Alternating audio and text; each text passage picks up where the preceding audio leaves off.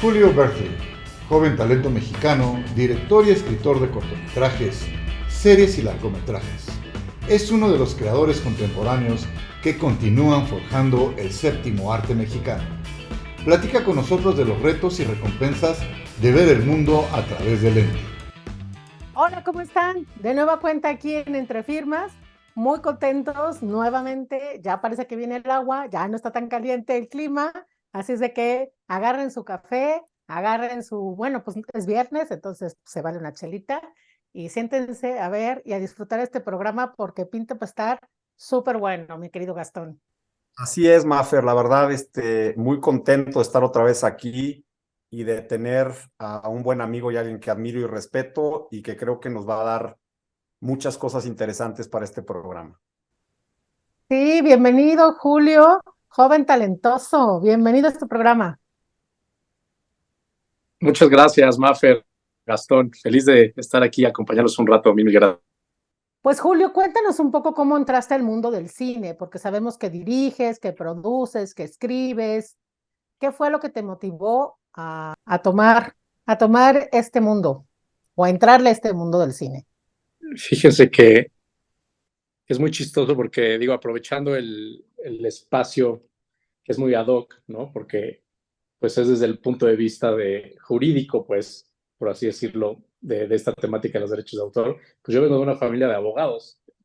Y cuando digo familia de abogados me refiero a todos, o sea, mis bisabuelos, mis abuelos, mis papás, mis tíos, mi hermano, todos son abogados, ¿no? Entonces, un par de ellos dedicados también a la propiedad intelectual. Eh, y pues, en algún momento, o sea, de niño yo decía que quería ser abogado, ¿no? Pues obviamente si creces escuchando y viendo y demás, o sea, yo juraba que iba a estudiar derecho. Pero cuando llegué a la prepa, que tuve mi primer acercamiento al grupo de teatro en ese momento de la prepa y demás, y como empezar a explorar como otro tipo de cosas que tenían mucho más que ver con las artes escénicas, pues poco a poco como que empecé a asimilar que pues más bien mi camino era para allá, ¿no? Entonces eventualmente pues ya tomé la decisión de estudiar cine, ¿no? De decirle a mi familia que yo no quería ser abogado y que yo iba a ser el arrocito negro, iba a estudiar cine. Y la verdad es que siempre me apoyaron y de alguna manera creo que también el haber crecido en una familia pues, que le gustaba leer, que le gustaba ir al teatro, que le gustaba ir al cine, que le gustaba ir a museos, viajar y demás, pues eso también te da de alguna manera como una visión de las cosas que sin darme cuenta, pues eso es lo que realmente me acercó a las artes, solo que en algún momento me lo tomé tan en serio que dije, bueno, pues yo sí me quiero dedicar a eso, ¿no? Y pues esa fue la razón por la cual quise hacer cine, ¿no? Desde un inicio, muy temprano. Oye, Julio, y empiezas ok en el cine, pero ¿qué es lo que más, lo que más te has dedicado? O sea, yo sé que, porque te he visto y te conozco y sé que has hecho ya películas, ya has dirigido y producido. ¿Qué es lo que más te gusta? ¿Qué es lo que más te ha llamado la atención dentro de este mundo del cine? Dirigir, producir, escribir. ¿Qué es lo que más te gusta? Y dentro de eso, y además qué bueno que estás en el mundo jurídico porque no te vas a sentir agredido con las preguntas de abogados porque se ve que estarás acostumbrado en las comidas familiares a las discusiones eternas de los abogados, pero ¿qué veías tú o qué conexión veías tú entre lo que empezabas a hacer y el derecho? O sea, ¿te volteabas a preguntar en tu casa que si tenías que firmar algo, si tenías que revisar, o simple y sencillamente tú empezabas a hacer lo tuyo desde el punto de vista del entretenimiento, como director, como escritor, y después ya te preocupabas por la parte legal? No, fíjate, a mí esta parte legal me llegó muy temprano porque yo cuando estaba terminando la carrera, que entregué mi tesis, que ahí fue donde realmente empezó mi carrera, la verdad es que corrí con mucha suerte, siempre lo digo, y no sabría de qué otra manera describirlo más que suerte, porque muchas veces un egresado de la carrera de cine, bueno, pues todavía tiene que pasar un muy buen rato para irse adentrando poco a poco en el mundo profesional, porque la verdad es que sí es un mundo muy cerrado, muy selectivo y complejo en muchos sentidos. Pero yo cuando entrego mi tesis, resulta que esta tesis, además de estar en muchos festivales pues en México, en Guadalajara y en muchos importantes del mundo, se fue también al Festival de Cannes. Entonces, cuando me voy al Festival de Cannes, yo ahí sin saber nada, sin entender bien todavía cómo funcionaba la industria, Cuando regreso, me empiezan a caer muchas ofertas de trabajo y yo apenas acabo de salir. Entonces, al caerme todas esas ofertas de trabajo, pues ya involucraba contratos, ¿no? Contratos reales, hechos y derechos. Entonces, pero en mi vida había firmado un contrato. O sea, hasta ese momento todo lo que había hecho pues eran cosas estudiantiles y antes de eso, si acaso, ya que ya había trabajado en una casa productora muy chiquita cuando iba en la prepa, pero pues todo era de palabra, ¿no? Porque pues era de un maestro, entonces pues los acuerdos eran de palabra y demás. Entonces, regresando justo del festival, que empiezo, me llaman a un proyecto bastante grande, que era una serie para HBO, y pues de repente llega el contrato y el contrato pues, para mí era como, puta, no entiendo nada, ¿no? Porque además, creo que el primer machote además estaba en inglés, porque ni siquiera lo mandaban en México, lo mandaban de Estados Unidos. Entonces, pues sí, lo primero que hice, pues obviamente fue hablarle a uno de mis tíos de, oye, pues échame la mano, me están hablando en chino, por favor revísalo y dime. Y... Entonces, pues ya poco a poco, también, conforme va avanzando el tiempo, te vas familiarizando. Tampoco es que sean tan diferentes un contrato de otro, ¿no? Habrá variaciones, me refiero por lo que yo hago, ¿no? Que es dirigir y escribir. Entonces, pues si acaso van cambiando un poco los montos o van cambiando un poco las condiciones de trabajo y demás, pero vaya, pues te empiezas a habituar y empiezas pues, a entender también qué es lo que está sucediendo dentro del contrato. Y así fue mi primer acercamiento a eso. Oye, Julio, pero fíjate qué interesante, porque dices que el primer contrato que te llegó venía de Estados Unidos y venía en inglés. Sí. Entonces, ahora que ya tienes una experiencia en contratos, ¿qué podrías, si es que te acuerdas, qué podrías decir que fue diferente entre un contrato, digamos, basado en la legislación americana a un contrato basado en la legislación mexicana o de cualquier país latinoamericano, incluyendo España? ¿Y qué fue eso que como que te saltó que dijeras así como, ay, ¿a poco esto es así? ¿No? O sea, algo en el contrato que dijeras, oye, yo no sabía que esto era así, ¿no? Pues así a bote pronto, y no sé si esto lo estoy sacando de ese primer contrato que les cuento, o de otros contratos que eventualmente llegaron también de Estado, porque después de eso pues ya trabajé o he trabajado varias veces con casas productoras en Estados Unidos y con networks allá. Pues obviamente de entrada, eh, recuerdo que los contratos son un poco más, no sé si decirlo de esta manera, no es que sean menos específicos, pero sí son menos rebuscados de alguna manera. Recuerdo que son como más prácticos, por así decirlo, ¿no? O sea, es como de esto, o sea, si acaso 6, 8 rubros de los cuales se está describiendo algo, a lo que estás comprometido, a lo que está comprometida la otra parte, bueno, obviamente los montos y se acabó, ¿no? O sea, de repente esta cantidad como de anexos y de anexos y de anexos y de anexos y de anexos no es tan común, como que hasta que no está perfectamente delineado todo como tiene que suceder, no se manda, digamos que ya a imprimir para firmar, ¿no? Entonces, eso, por ejemplo, es una de las cosas que me acuerdo. Eh, Obviamente no se aborda nada de cuestiones de impuestos, ni mucho menos. Bueno, creo que tampoco en un contrato mexicano, no me acuerdo. Eh, y bueno, pues nada, también pues obviamente se habla de moneda en dólares, ¿no? O sea, no te hacen ninguna alusión al tipo de cambio, ni mucho menos. O sea, es como de, yo te voy a pagar tanta cantidad en dólares. Y entonces ahí después tú ya te tienes que hacer bolas en si eso lo vas a cobrar a través de una casa productora aquí, que ellos te tomen el tipo de cambio, o lo vas a recibir directo, pero entonces tienes que avisar al SAT y bueno, también tiene como sus cosas ahí medio complejas, ¿no? ¿No? Fíjate que lo que empiezas a decir, ¿no? Lo que empiezas a dar cuenta al momento de meterte a producir, al momento de meterte al cine, de tener tu negocio, tu empresa, o a empezar a cobrar y decir, bueno, cobro de fuera, hay que ver el tema impositivo, hay que ver qué es lo que dice la legislación de allá. Y lo decías tú, o sea, al final del día buscaste la asesoría de alguien que te guíe, porque entiendo, y lo dijiste perfecto, están hablando en chino, o sea, yo de qué es esto, ¿no? ¿Qué significan estas cláusulas? ¿De qué se trata? Déjanos ir a un corte, Julio, y vamos a regresar con... Porque yo quiero ir un poco a esta parte que hablas tú del festival, lo de que vas a Cannes, porque finalmente, ¿cómo llegas a un festival? ¿Por qué te invitan a un festival? ¿Qué hay que hacer para llegar a un festival? Si quieres, vamos a un corte y regresamos con eso. Venga, claro que sí.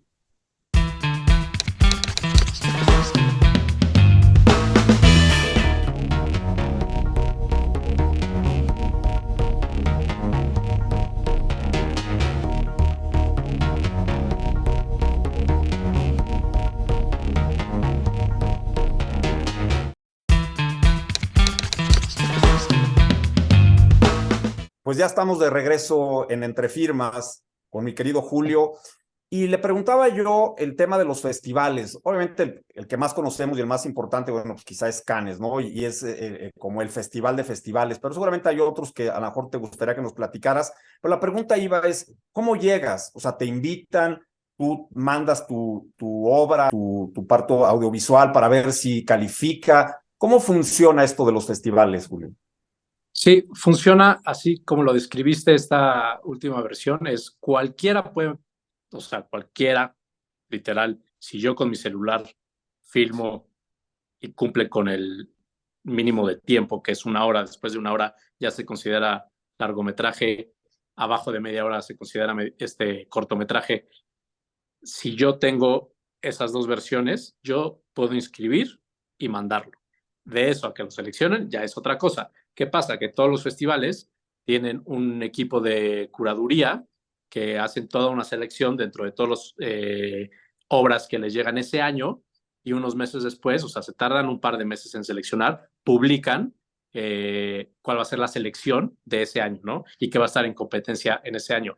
Todos los festivales funcionan igual. La única diferencia es que se dividen en 3 rubros los festivales en todo el mundo. Los festivales de clase A, clase B y clase C. Los de clase C son festivalitos muy chiquitos que normalmente llevan muy poquito tiempo, que tienen, pues digamos que poca inversión para hacer el festival. De esos estoy hablando que hay miles de festivales en el mundo. Después vienen los de clase B, que son festivales ya más posicionados, mucho más armados, mucho más importantes. O sea, festivales clase B en México, por ejemplo, el Festival de Morelia, el Festival de Guadalajara, el Festival de Sundance, el Festival de Tribeca. O sea, que son festivales que pueden tener muchísimo renombre.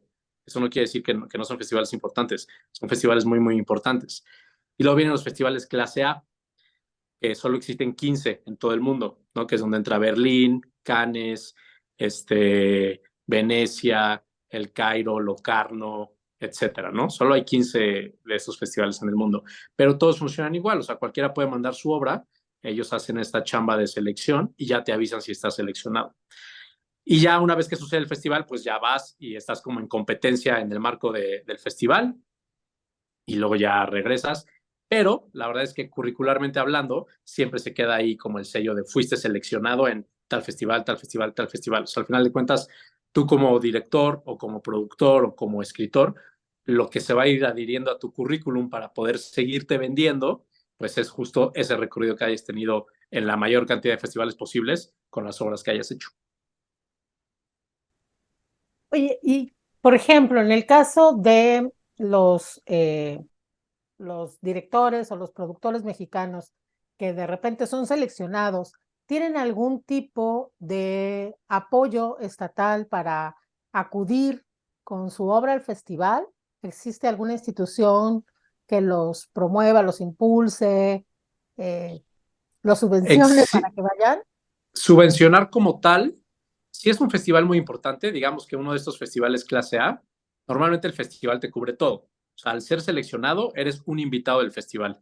Entonces el festival te invita, te da hospedaje, a veces también, por lo menos como largometrajista, también te da tu vuelo o tu manera de llegar al festival. Y en la parte de promoción y demás, pues al final de cuentas el IMCINE, que es el Instituto Mexicano de Cinematografía aquí en México, pues es quien se tendría que encargar de darle difusión a las piezas mexicanas que están allá afuera mostrándose en el mundo, ¿no?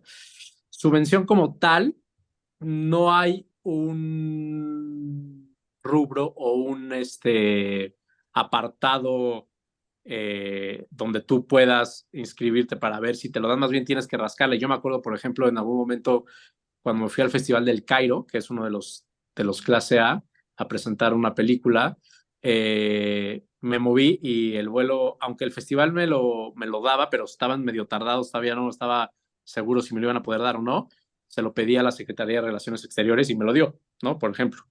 Pero tuvo más que ver con yo moverme, ¿no? De rascarle por ahí y ver cómo. Porque no hay ningún lugar donde diga, oye, si eres artista y vas al extranjero, la Secretaría te... No. Y eso creo que fue en aquel momento, porque creo que ahorita ya con todos los recortes que ha habido, creo que ya sería imposible. O sea, ya no te darían ni un cacahuate. Las gracias, cabrón. ¿No? Exacto. Cuando entras a los festivales, ¿hay alguna restricción legal? ¿Hay algún requisito legal? ¿Te hacen firmar algo? Es decir, la obra, yo sé que es tuya, seguirá siendo tuya, pero Sí. se promete, la tienes que prestar para que hagan algo. ¿Cómo funciona esa parte? Sí, justamente. Las únicas veces que he tenido que firmar ese tipo de cosas han sido otra vez en los clase A, o sea, en los importantes. De ahí para abajo, no. O sea, es muy raro que te hagan algo. En los clase A sí, porque como son festivales que tienen el spot de la industria, entonces no se pueden dar el lujo de fallar en que a lo mejor presentes algo que no eres dueño, ¿no? Entonces te hacen firmar y te hacen también de alguna manera corroborar que tú eres el propietario intelectual y comercial de esa obra y no solo de esa obra, o sea, si en tu película, por ejemplo, tienes licencias musicales, o sea, tienes canciones de otros artistas o tienes obras que estén licenciadas de otros artistas, también tienes que comprobar que tienes las licencias de uso de esas obras. Si no, no te puedes presentar. Está bien interesante lo que comentas, porque al final del día es un pequeño clearance, ¿no? Digo, con una película vas a hacer pues, toda esta parte de derechos y toda esta parte de la cadena de derechos que lo haces evidentemente, pero entonces aquí ya te dicen, a ver, sí demuéstrame que la obra está registrada, que tú eres el titular y que cuentas Exacto. con licencias de música y los actores efectivamente están, o sea, toda esa parte de la cadena de derechos es lo que te piden entonces para que puedas entrar al festival. Exacto. Sí, una vez que ya estás seleccionado, es felicidades, ya te seleccionamos, ya nada más te pedimos que nos enseñes tal y tal para asegurarnos de que lo que vas a mostrar, sí tienes tú el derecho de mostrarlo. Y se acabó, ¿no? Buenísimo.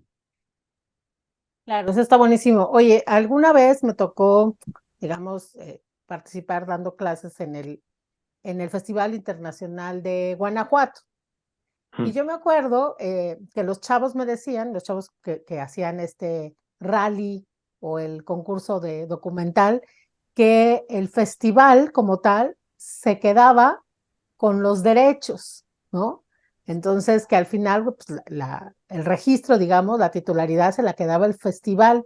¿Eso te ha pasado alguna vez en que alguien te haya financiado, pues, parte de alguna obra y que hayas tenido que compartir o de plano ceder los derechos sobre tu corto? Sí, me pasó una vez justo con un corto. Hace unos años había un festival, bueno, paró con la pandemia, pero ya lo volvieron a retomar, que justo aquí en la Ciudad de México, bueno, aquí en la Ciudad de México y en muchas ciudades del mundo, que se llama el Proyecto 48, 88 Film Project, que es un rally también, muy parecido al de Guanajuato, en el que tienes que hacer un cortometraje en 48 horas, ¿no? Pero a partir del banderazo sacas de la urna cuál va a ser el género, cuál es el personaje, un diálogo que se tiene que decir y a partir de ahí tienes 48 horas para escribirlo, filmarlo, postproducirlo y entregarlo. El caso es que me invitó el director de una escuela, bueno, estaba como juntando a diferentes personas de la industria porque quería inscribirse, se inscribió, me llamó a mí para escribir y dirigir, llamó a un fotógrafo y demás. Y lo primero que hizo fue que nos hizo firmar a todos, que en el caso, o sea, de que se lograra terminar bien el cortometraje y demás, pues cedíamos absolutamente todo, ¿no? O sea, el dueño de ese cortometraje era esa persona que nos juntó. Y es chistoso porque eventualmente el cortometraje se logró, llegó a las finales, ganó mejor director, ganó mejor actriz, ganó varias cosas en el festival, pero pues el corto pues, no es mío, ¿no? O sea, es mío en autoría, pero, pero pues no soy el dueño. Oye, ahí va un tema interesante y que me da un poco la pauta para tu parte de escritor. Es decir, sí entiendo esto que dices, al final del día, y supongo que tú estuviste de acuerdo en las bases, ¿no? De este, llamémosle concurso para entrar y que se hiciera este cortometraje o esta obra, y que sabías que tarde que temprano, bueno, tenías o ya habías cedido los derechos para que alguien fuera Sí, a de esa parte de la explotación y a lo mejor te sirvió un poco, ¿no? Como publicidad y que te conozcan y tal y cual. Pero ahora que ya eres mucho más conocido y que a lo mejor lo volverías a hacer, porque a lo mejor es hasta divertido, ¿no? Meterte en 48 horas a producir todo esto y hacerlo debe ser una labor titánica. Pero ahora que escribes, cuando escribes, ¿lo haces por encargo? ¿Haces tus guiones y los vendes? ¿Cómo lo has hecho, Julio? ¿Qué has hecho? ¿Tú has trabajado más por encargo de alguna productora o has más bien hecho tú los guiones y buscado quién o con quién producir ese guión? han sido de las dos versiones. Fíjate que afortunadamente, desde que regresé aquella vez de Cannes, cuando tenía 23 años, nunca pararon las ofertas de trabajo. Entonces, eso lo que me dio oportunidad en realidad fue de poder, por un lado, escribir por encargo y al mismo tiempo poder escribir mis cosas y yo producirlas por otro lado, ¿no? Que creo que también eso para mí era esencial. O sea, yo no estaba dispuesto a nada más ser un escritor por encargo. O sea, de repente, pues también como artista tienes esta necesidad de escribir lo que traes adentro y lo que tienes que sacar, ¿no? Entonces, siempre he vivido como en los dos mundos eh, y en su momento también, pues, lanzarme a tratar de vender mis propios contenidos y demás. Esto, te digo, pues ha sido un proceso de muchos años. Hoy en día, afortunadamente, pues pertenezco a una agencia, pues, es de la, por lo menos en México, yo creo que es la más grande, que es Talent, World Talent, la versión de Talent on the Road, pero para escritores y directores. Entonces, pues hoy en día, por lo menos ya tengo esa parte de representación que ellos se encargan de, o me ayudan por lo menos a vender como mis cosas, ¿no? Entonces, como oigan, tengo todo esto, entonces pues ellos son los que buscan a los posibles compradores e incluso yo ya no tengo que ni leer contratos, ni, o sea, cada vez que llega algo es la agencia, la agencia, la agencia. Y ya pues ellos revisan todo, que todo esté perfecto, ellos son los que negocian por mí, si tengo que subirle más o lo que sea, ¿no? Pero vaya, para llegar a esta versión de la agencia pasé por, te digo, todas las versiones, de ir a tocar puertas para intentar vender un guión, de venderme a mí, aunque yo no tuviera un guión, de, oye, yo te puedo escribir ese guión. Y así he trabajado muchísimo. O sea, he escrito series que no son mías en el sentido de yo no vendí la idea inicial, pero terminé trabajando en el desarrollo porque me contrataron para hacerlo, ¿no? Series para Amazon, para Disney, para HBO. Entonces, pues es parte también como de la chamba del día a día dentro de la industria. Al final de cuentas, todos los directores y todos los escritores terminamos siendo de alguna manera también freelance, pues porque estamos ahí abiertos a cualquier tipo de contratación para cualquier tipo de contenido, independientemente de que todos hacemos también nuestros propios contenidos.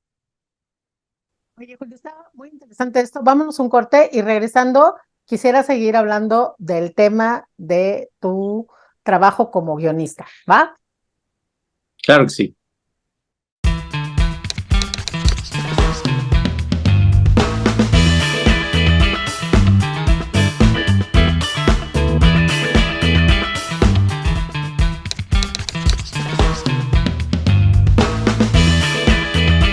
Estamos de vuelta y acuérdense, por favor, compartan este programa, denos like, síganos, avísenle a todo el mundo que conocen, que tiene que ver con el mundo del cine, que está Julio Bertelli con nosotros el día de hoy.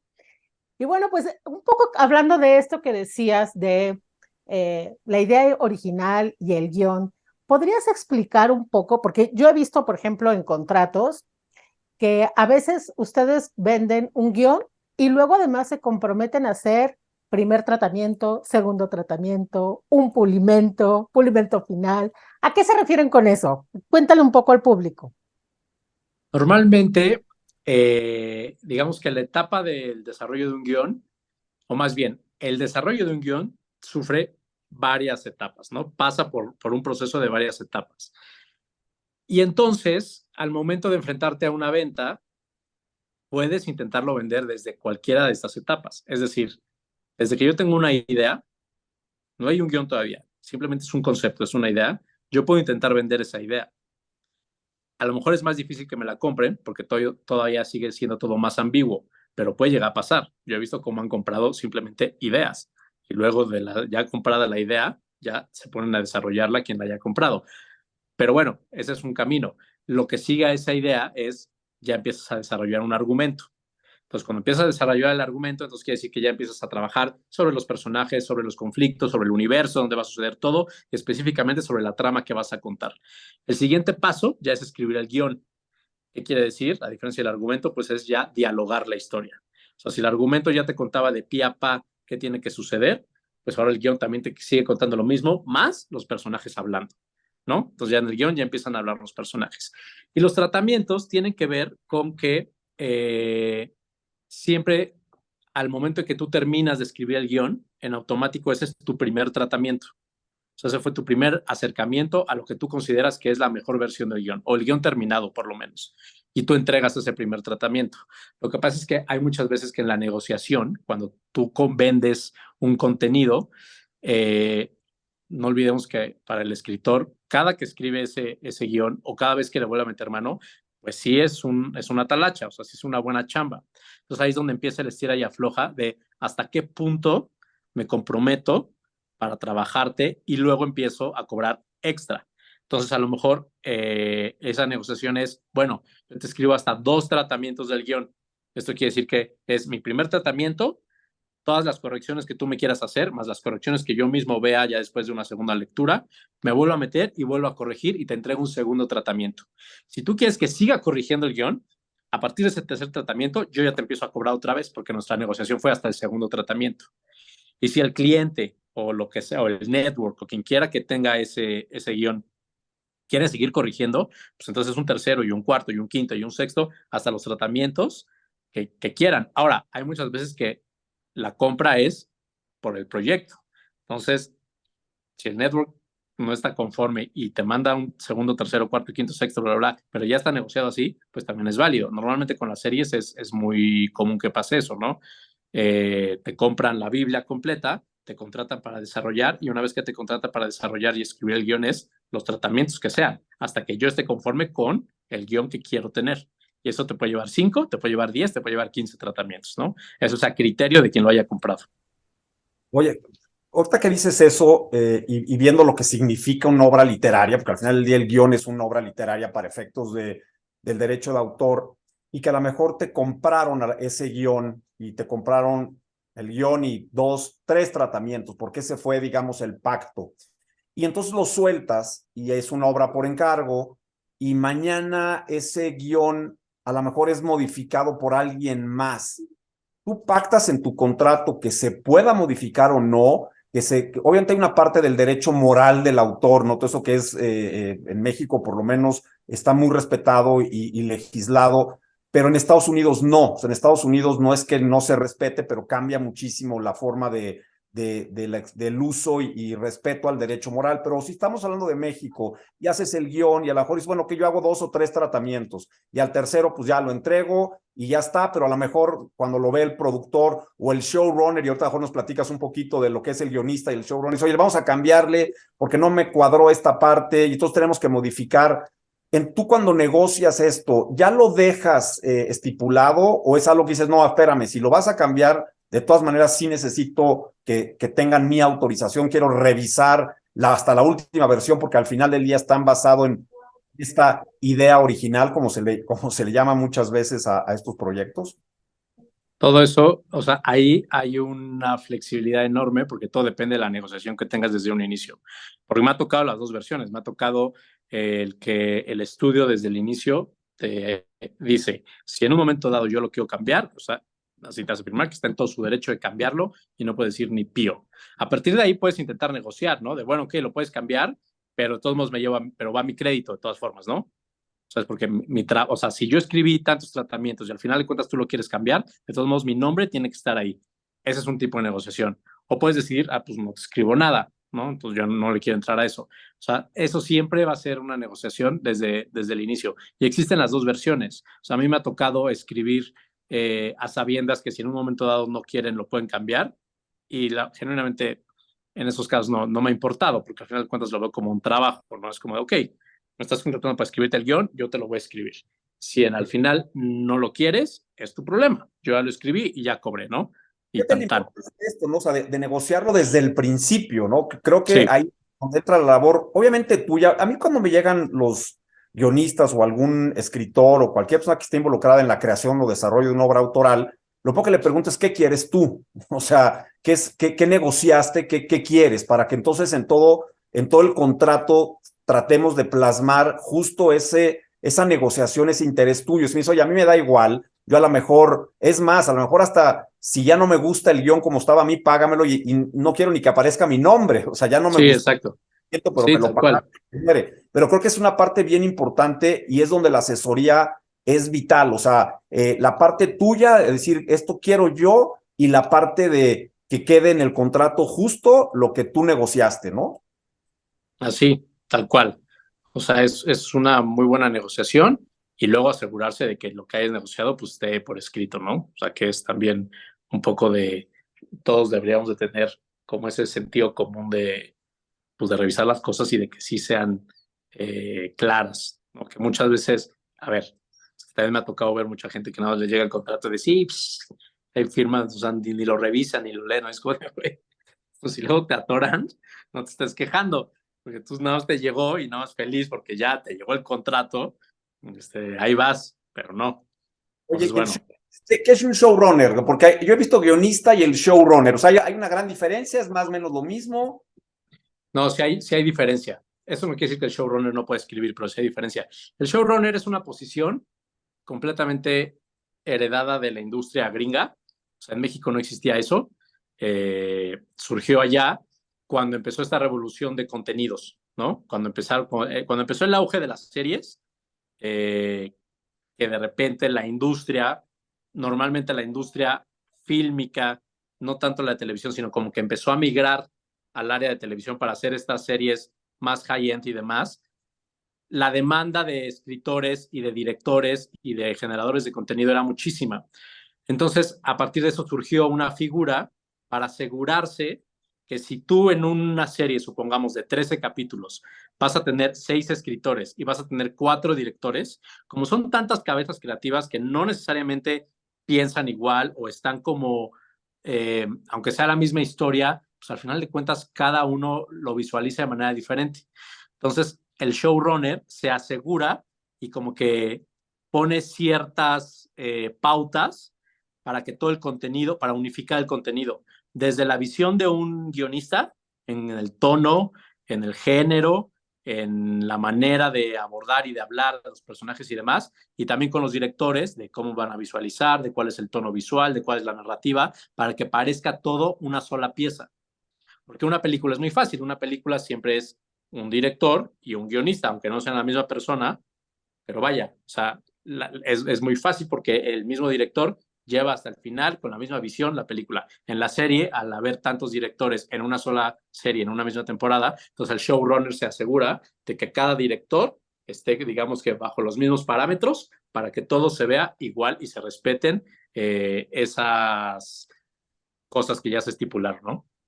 Okay. Entonces, también, o sea, es diferente, pues puede escribir, parece que dirige, pero es como un coordinador de todos los que están involucrados, ¿no? Exacto, y lo que pasa con el showrunner es que empieza desde el inicio, desde la etapa de escritura, y entonces está en el cuarto de escritores. Y entonces se asegura de que todos los guiones estén como por la misma línea. Incluso él puede pedir escribir alguno de los guiones. Y entonces una vez que empieza preproducción, se van los guionistas, entra el equipo de producción, entran ahora los directores y sigue el showrunner. Y ahora el showrunner es el encargado de cómo se escribió, los directores respeten cómo se escribió y respeten el tono y respeten y demás, ¿no? Entonces él sí se avienta de que empieza hasta que termina. Y lo mismo en la edición. Cuando se esté editando, el showrunner se tiene que quedar en la sala de edición, asegurarse de que lo editen tal cual está escrito y se dirigió y ¿no? Entonces es como un vedor de inicio a fin. Vaya chamba. Oye, déjanos ir un corte y regresamos igual para platicar de esto y un poco de tu parte de director. Claro que sí.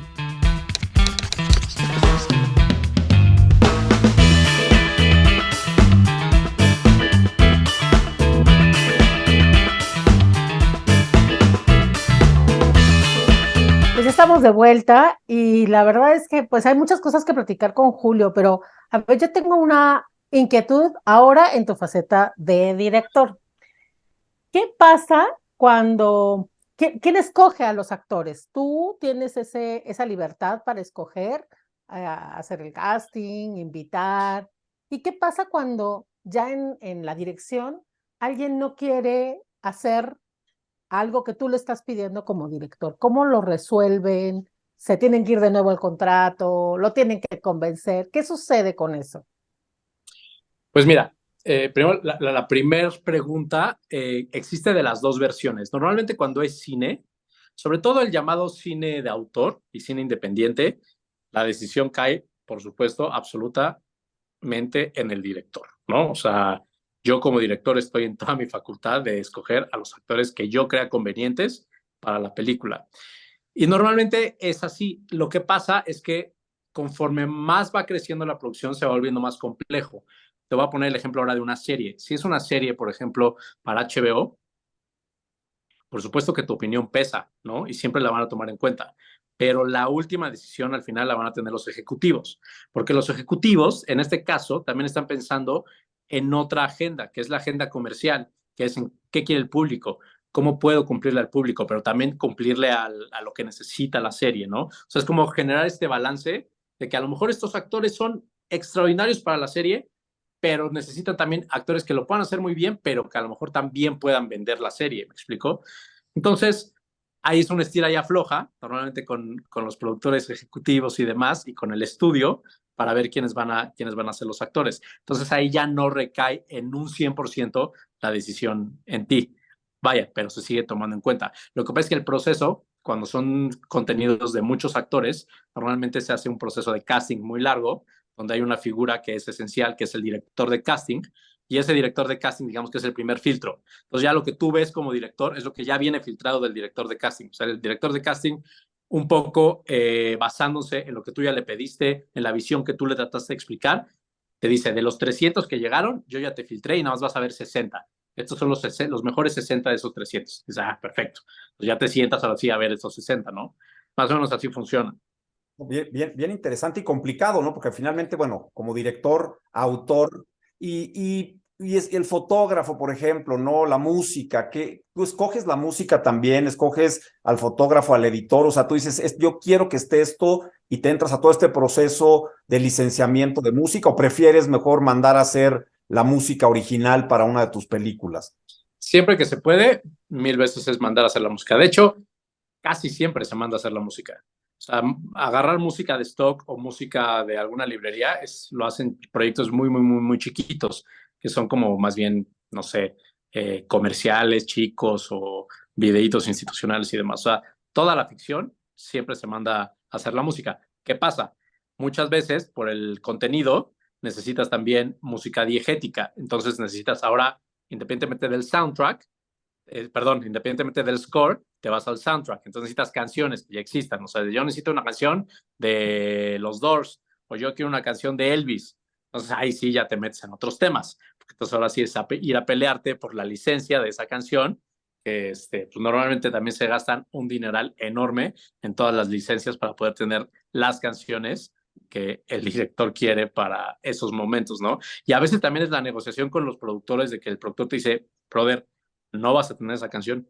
Piensa en otra o piensa cómo lo vas a resolver, pero no hay manera de que te paguemos esa canción. Entonces, pues, a veces también hay que jugar ahí con eso. O a veces se manda a hacer quien te está haciendo la música, le dices, oye, pues hazme un sound like, o sea, que medio suena esa canción, pero no es esa canción. Entonces ahí también ya te metes como en esos temas, por ejemplo, también justo de derechos de autor, de hasta qué compás se puede parecer y luego ya no, porque si no, entonces ya la está plagiando y demás. Oye, Julio, yo te voy a meter en una camisa de 7 varas. Yo quiero que le expliques a la gente. Porque Julio es torero, así que ahí te va. Eso, ahí te va. Yo quiero que le expliques a la gente el daño que le genera la piratería a la industria cinematográfica y a los creadores. ¿En dónde te pega? Porque la gente cree que le pega a las grandes productoras, ¿no? Y yo creo que tú como autor eres el mejor ejemplo para decirles por qué no consumir piratería. Justo, ahorita dijiste algo importantísimo, ¿no? Que creen que les pegas solamente como a los grandes estudios y demás. Pero la realidad de las cosas es que la industria es como un reloj, ¿no? O sea, es como varios engranajes que funcionan de cierta manera y eso hace que el reloj se mueva. Entonces, para que funcione la industria, ¿no? Pues tienes que engrasar esos engranes.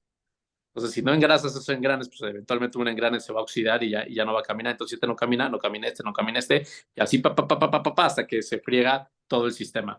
Pues cualquier industria, no la industria del cine, cualquier industria funciona igual. Entonces, si tú consumes piratería, estás quitando la posibilidad de que el generador de ese contenido reciba las regalías por haber creado ese contenido. Y entonces, como no está recibiendo las regalías, pues ¿qué pasa? No está siendo afectado nada más él o el gran estudio, sino de ahí para abajo, porque entonces el estudio no está recibiendo lo que tendría que recibir, a lo mejor entonces ese mes no va a poder pagar la nómina y entonces esa nómina incluye a los de limpieza, a los de intendencia, a los administrativos, a los Y aquí es donde vengo con la analogía del reloj, ¿no? O sea, se empieza a afectar todo, hasta el más chiquito de los engranes. O sea, al final de cuentas, la única manera de incentivar una industria es tratando de consumir. O sea, no me refiero de consumir en el mal sentido de la palabra, sino de consumir el contenido, consumir el producto para que la industria sea una industria sana y esté en constante movimiento. Si no, no se puede. Y entonces lo que hace la piratería pues, es truncar justamente el funcionamiento de esa maquinaria. Es así de fácil. Hombre, así de fácil y tan complicado que Sí, resulta como la gente, como bien lo decía Mafer, y tú lo aterrizas, o sea, como la gente cree que no afecta el ver una película pirata cuando realmente sí estás afectando porque hay todo, como bien dice, un engranaje atrás, hay toda una serie de gente que participa en una película, no solo es como se dice muchas veces y cuando reciben los premios, no, agradezco además a los tan atrás que no se ven, a toda esa gente que está y que hace totalmente. Por una película. ejemplo, un productor hace una película. La película tenía la posibilidad de ser una película exitosa, pero ¿qué pasa? Le gana la piratería, voy a poner un ejemplo burdo, ¿no? Se la robaron antes, la sacaron en el mercado pirata y entonces esa película ya no logró su objetivo comercial. ¿Qué va a pasar con ese productor? Que ese productor se convirtió en fuente de empleo de ahí para abajo para muchísima gente. Ya no va a poder hacer una siguiente película, por lo tanto ya no va a poder generar esa fuente de empleo para toda esa gente que ya había empleado en esa primera película. O sea, otra vez es trunca justo ese engranaje. Digamos, al no poder exactamente hacer esa derrama de recursos, ¿no?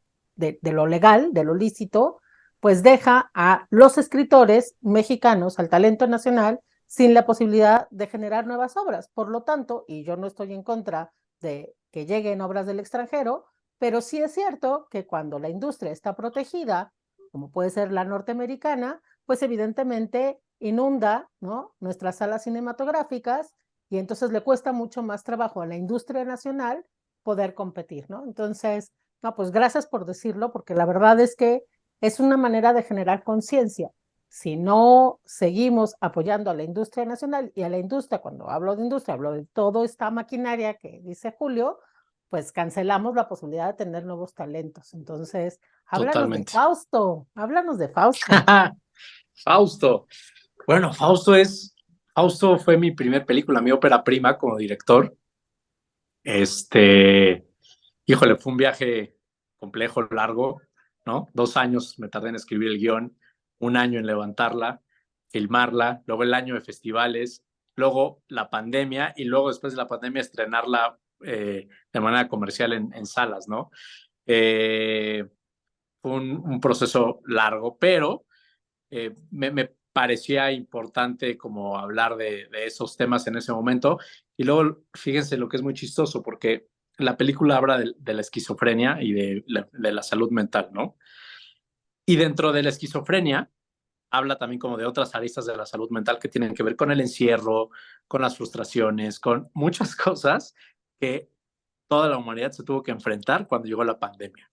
Entonces, cuando sucede la pandemia y luego Fausto llega a salas comerciales, me acuerdo que muchas entrevistas con medios y demás me decían, oye, es que esta película no pudo haber llegado en un momento más conveniente porque pues, nos está tocando todas estas fibras que nosotros vivimos en nuestras casas y demás, ¿no? Le digo, bueno, pues mira, por un lado eso me alegra porque de alguna manera también fue como mi granito a reflexionar sobre todo lo que nos pasó y todas las cosas que nos enfrentamos, pero pues por otro lado también fue muy difícil estrenar una película post pandemia cuando la gente no quería ir al cine, cuando la gente todavía tenía muchísimo miedo, pero bueno, al final de cuentas también, como dije desde un inicio, la suerte juega en esto, ¿no? O sea, a veces para bien, a veces para mal, y ni modo, estamos a expensas de eso. Afortunadamente le fue muy bien en los festivales, ganó premios, se fue a dar la vuelta al mundo. Entonces, pues es padre también eso, ¿no? Que tu trabajo te dé chance de viajar y de convivir con otras industrias y de convivir también pues, con otros realizadores, con otras visiones, con otras carreras y demás, y pues compartir y ver sus trabajos y demás. Es muy entretenido. Y pues eso es lo que me dio también Fausto. Oye, y estos otros dos proyectos que están, bueno, uno que está aquí en este momento, ¿no? Murder Mystery, y el tema del baile de Harry Potter. Esos dos proyectos, ¿cómo llegaron, Julio? ¿Cómo llegaron a tus manos? ¿Cómo los hiciste? ¿Qué tan complicado fue? Fíjate, ese fue un brinco a una industria completamente diferente y ajena, pero que afortunadamente me fue muy bien. En el caso de Murder Mystery, era una obra, un concepto de obra que una empresa muy grande que se llama Fiverr, que es una empresa española, ya había hecho en Madrid, en Barcelona, en París, en Londres, en Estados Unidos, y ahora querían venir a México a hacerla.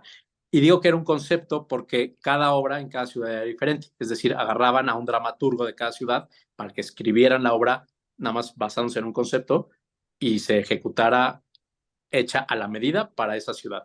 Entonces, por azares del destino, yo terminé ahí pichando junto con un productor de teatro, pues es de los productores más grandes aquí en México ahorita, me invitó a pichar para ese proyecto, nos lo ganamos y pues la terminé escribiendo y dirigiendo. Y le fue tan bien que un año después, o sea, ahorita me pidieron que hiciera la segunda parte, o sea, es la secuela. Entonces es lo que está ahorita en escena. Y es muy divertido, de verdad, los voy a invitar. O sea, el día que quieran, están más que invitados.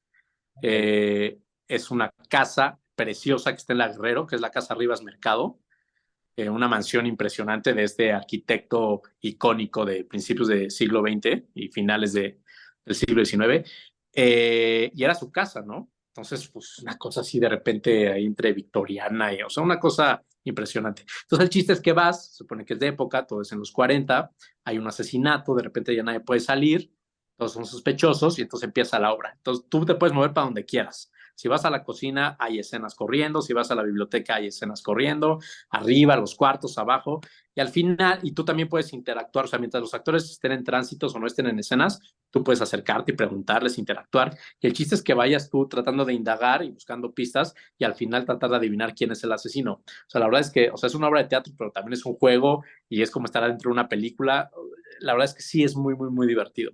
Y justo esta obra me llevó a que Warner, que quiso traer por primera vez un espectáculo en vivo de Harry Potter, bueno, no a México, en el mundo. O sea, es la primera vez que Warner se avienta a querer hacer un show de Harry Potter. Entonces lo hicieron como experimento en 4 ciudades, en Montreal, en Milán, en Houston y en la Ciudad de México. Y lo mismo, por azares del destino, por el éxito que tuvo Murder Mystery, me hablaron si quería dirigir lo de Harry Potter aquí en México y pues les dije que sí. Y pues también estuvo muy entretenido. Que se va a volver a hacer otra vez a finales de año. También los invito con mucho gusto. Seguro, y a todos. Oye, Julio, bueno, pues entonces, si está ahorita en escena, cuéntales dónde es, cómo es, para que vayan a la obra de teatro.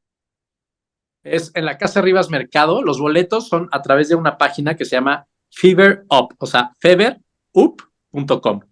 En feverup.com, ahí te metes y ahí ya viene el calendario con todos los horarios, los días de funciones y demás, ¿no?